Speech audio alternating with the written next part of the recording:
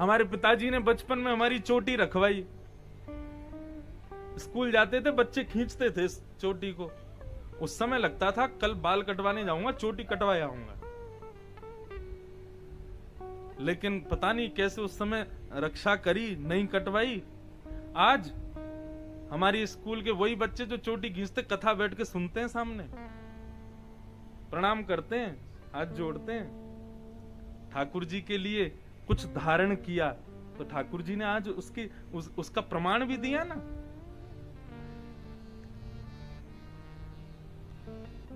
घर में यदि ठाकुर जी विराजमान हैं तो उनके लिए कुछ त्याग करो, केवल घर में कर लो, बाहर मत करो, लेकिन घर में करो। लेकिन बंधुओं, बेटी को विवाह का परिवार कैसा मिलेगा ये दुनिया का कोई व्यक्ति नहीं बता सकता। बिचौली या संबंध कराने वाले आके कह जाते हैं कि महाराज बहुत बढ़िया परिवार है, आपकी बेटी को पलकों पे रखेंगे, लेकिन ब्याह के 6 महीना बाद ही पता चलने लग जाता है कैसा परिवार है, क्या हो रहा है हमारी बेटी के साथ। और कई जगह ऐसा होता है कि परिवार में भोजन करने के लिए भी अन्न आदि की कोई व्यवस्था नहीं थी, लेकिन जैसे ही बेटी का ब्याह किया, क्या लक्ष्मी आई महाराज, उनके तो आनंदी हो गए। और इसका एक प्रत्यक्ष प्रमाण, यदि अपने घर की चर्चा नहीं करनी चाहिए, लेकिन इसका प्रत्यक्ष प्रमाण है हमारा घर। हमारे पूज्य पिताजी महाराज कल पधारेंगे, आज उनको कौन नहीं जानता। लेकिन बाबा जब पूज्य पिताजी का विवाह हुआ था ना, तो हमारे नाना जी बताते थे, बोले कोसी में मोकू सवन ने कही, बोले अरे किशन लाल जी अपनी बेटी कहां दिया है। मैंने कहा क्यों? बोले आप इतने संपन्न और जहां आप बेटी ब्याह के आए उनके घर साइकिल भी नहीं है। लेकिन बोले लाला आज स्थिति यह है कि पूरी कोसी के लोग भी मोह या बात से जाने कि ठाकुर जी के ससुर जी हैं। हमारी मां जब घर में आई,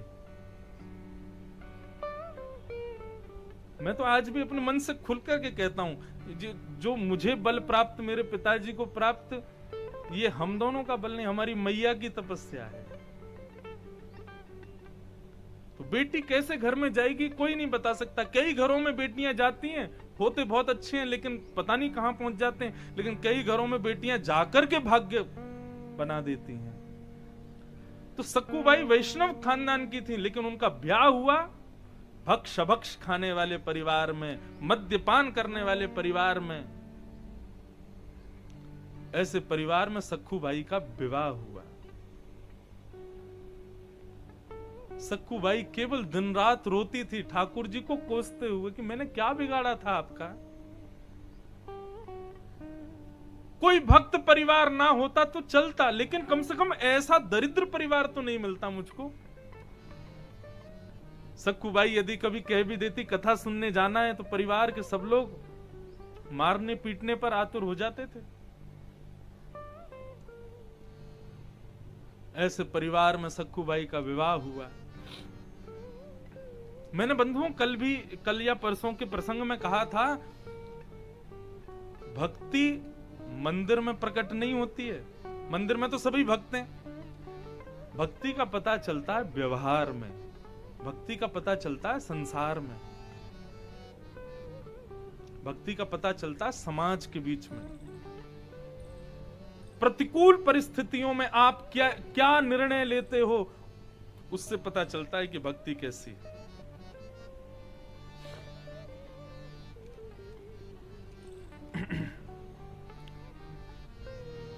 सक्कूबाई, एक दिन भागवत हो रही थी कहीं पास में, तो सक्कूबाई के कानों में जैसी कीर्तन की आवाज गई, तो सक्कूबाई ने जाकर के अपनी सास से कहा, मां मैंने घर के सारे काम कर दिए, आप मुझे आज्ञा दे दो ना, मैं कथा सुनने जाना चाह रही हूं। सासू मां ने कहा, खबरदार जो यहां से गई तो बेत देखा मेरा, इसी से लाल कर दूंगी, जाना नहीं यहां से।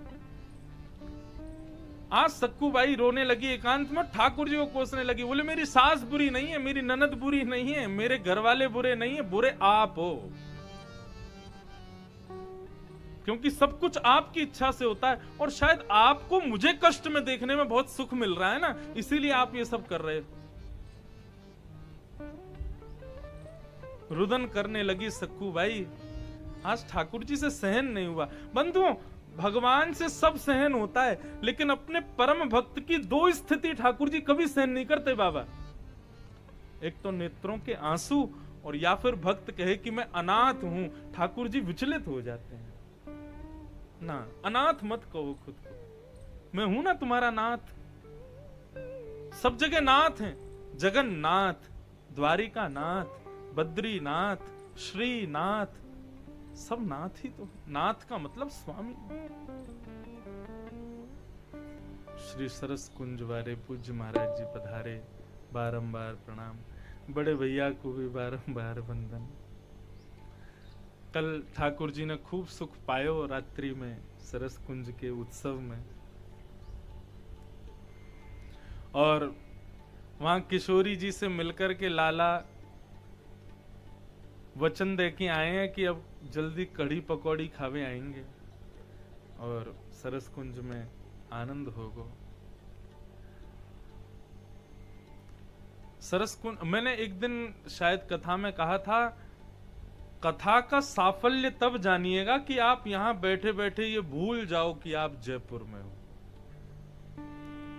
कीर्तन का साफल्य, सेवा का साफल्य, सत्संग का साफल्य तब जानो कि आप भूल जाओ कि आप कहां हो। हमारी बहन बैठी है, वो महाराज जी कल मेरे से कहती, जब मैं कथा सुनती हूँ तो मैं भूल जाती हूँ कि तू मेरा भैया है। मैंने कहा यही तो कथा है, जहां मां भूल जाएगी मेरा बेटा है। वैसे हमारी मैया ना भूले, बस मैया है तो यूं ही लगे बस बोल रहे, लेकिन हमारी मां बहुत कथा सुनती। मां का तो संबंध ही ऐसा है कि मां अपने पुत्र को कभी श्रेष्ठ देख ही नहीं सकती। बेटा कितना भी बड़ा हो जाए तब भी मां को यूं ही लगती है नेक्स्ट 100 है। मैं नहीं तो चलनो सिखायो, मैं नहीं तो बोलनो सिखायो, मैं नहीं तो या कुछ सब काम सिखाए, ये मोह ज्ञान देगो। तो मां का तो ऐसा भाव रहता है। तो कथा का साफल्य क्या है, सत्संग का साफल्य, कीर्तन का साफल्य, कि आपका देह यह भी भूल जाए कि आप कौन हो। और जयपुर में जब सरस कुंज जाते हैं तो निश्चित भूल जाते हैं कि हम जयपुर में। ऐसा लगता है कि श्रीधाम वृंदावन है। वहां के प्रत्येक सेवक का स्वभाव, वहां के अर्चकों का स्वभाव, वहां आने वाले सब वैष्णवों का स्वभाव भाव, ब्रजवासियों के प्रति इतनी तत्परता, इतनी सेवा की भावना, वो सब देख करके सुन करके लगता है कि ये जयपुर नहीं है। और जयपुर भी हो तो कोई दिक्कत नहीं, जयपुर कोई बुरा थोड़ा ही है, हमें तो बहुत प्रिय है जयपुर। आज श्री गोपीनाथ जी के भी दर्शन हुए सुबह। हमारे वृंदावन के दो ठाकुर यही। मेरा परिवार बुरा नहीं है ठाकुर जी, आप बुरे हो। था सक्कू बाई। सक्कू बाई आज ठाकुर जी को कहती है, मेरी सास ननद मेरा परिवार बुरा नहीं है ठाकुर जी, आप बुरे हो। अब देखो एक बात कहूं, ठाकुर जी को डांटने का, ठाकुर जी से लड़ने का अधिकार प्रेम लक्षणा भक्ति देती है। यदि आपके अंदर प्रेम लक्षणा भक्ति नहीं है, ठाकुर जी से कभी ऊंची आवाज में बात मत कर जाना। औंधे गरो के मुंह के बल, नाथ हैं वो, परमात्मा है वो। लेकिन यदि आपके भीतर प्रेम लक्षणा भक्ति है, आपके भीतर उनके प्रति अगाध प्रेम भक्ति है, तो कोई नाटक नहीं करना पड़ेगा डांटने का। प्रेम जब होता है तो डांट क्रोध ये अपने आप होता है, करना नहीं पड़ता।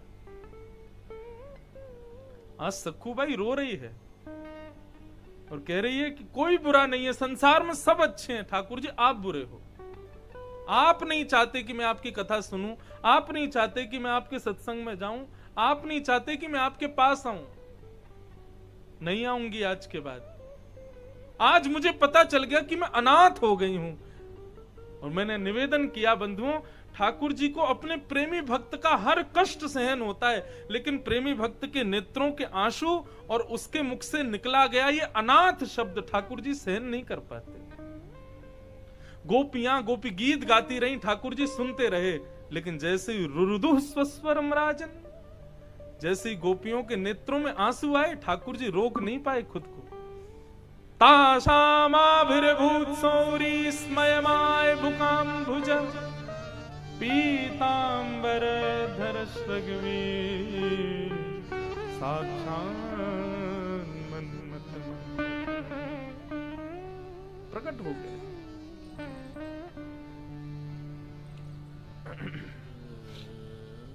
आज सखुबाई के उस आर्तनाद को, उस क्रोध को, उस रुदन को, और बार बार जो सखुबाई कह रही है मैं अनाथ हो गई, आज ठाकुर जी सहन नहीं कर पाए।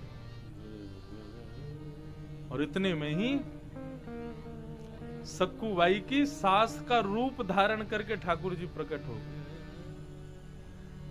और दम दम चलते आए, जैसे उसकी सास चलती थी वैसे ही आ गए और आकर के सखुबाई से बोले, ए रोती क्यों है?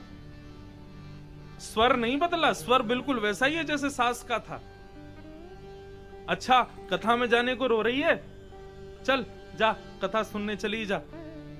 जैसी सखुबाई ने सुना कि मेरी सास कह रही है कथा सुनने चली जा, आज मेरे विवाह को इतने वर्ष हो गए, आज तक कभी मैंने नहीं सुना कि चल सखुबाई कीर्तन करया, चल सखुबाई मंदिर घूमा, आज कह रही है कथा सुना। सखुबाई बोली, मां सच में जाऊं मैं? बोले हाँ, अब मैंने बोल दिया ना, चल जा, तू भी हो क्या, अब मेरे लिए भी प्रसाद ले आइयो और समय से आ जाइयो, नहीं तो डंडे से लाल कर दूंगी तुझे। सखुबाई तो आनंद में आ गई, बोले हाँ मां मैं जल्दी आ जाऊंगी। दौड़ करके गई, जाकर के कथा में खूब नाची, खूब भुजा उठा उठा करके जय जयकार लगाए, खूब कथा सुनी, खूब रोई कथा में। व्यास जी के चरण पकड़ लिए, आनंद में आ गई, बिल्कुल ठाकुर जी को इतना धन्यवाद कहने लगी, जय हो नाथ, अब भले ही 10 साल तक कथा में मत बुलाना, मैं आनंदित हो गई, आज क्षण भर का सत्संग मिल गया, बस अब मुझे और कुछ नहीं चाहिए। लौट करके सखुबाई गई, ठाकुर जी तो अंतर ध्यान हो गए, असली सास बैठी थी। सखुबाई ने जैसे भीतर प्रवेश किया, सास बोली कहां गई थी? बोले मां आपने आज्ञा दी थी ना, तो कथा सुनने गई थी। मैंने आज्ञा दी थी? झूठ बोलती है, बर्तन धुले नहीं, कपड़े पूछे नहीं, और ये सब काम घर के छोड़ के तू कथा सुनने किसकी आज्ञा से गई? अरे मां आपने ही तो कहा था कथा सुनने चली जा। बोले झूठ बोलती है, मैंने कब कहा तुझे? क्रोध में भर करके सुनाने लगी, चल मेरे साथ, मैंने झूठे बर्तन देखे, अभी मैंने गंदे कपड़े देखे, तेने साफ नहीं किए, चल मेरे साथ। जैसे सखुबाई का हाथ पकड़ करके बर्तन धोने के स्थान पर लेकर के गए, तो क्या देखा, सारे बर्तन धुले रखे हैं, मैले कुचैले कपड़ों को धुलने का स्थान था, वहां लेकर के गई तो सब बिल्कुल धुले हुए, घई बनाए, प्रेस व्रेस होकर के बिल्कुल बढ़िया मजे धरे हैं सब।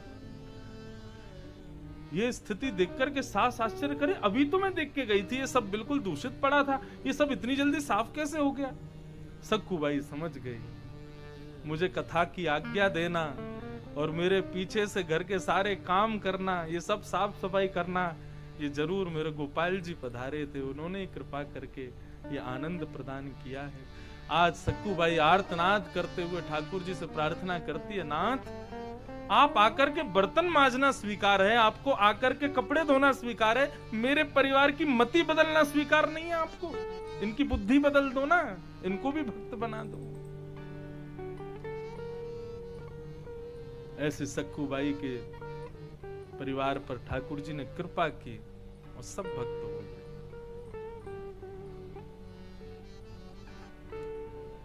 ठाकुर जी क्या नहीं करते अपने भक्तों के लिए, सब करने को राजी हैं।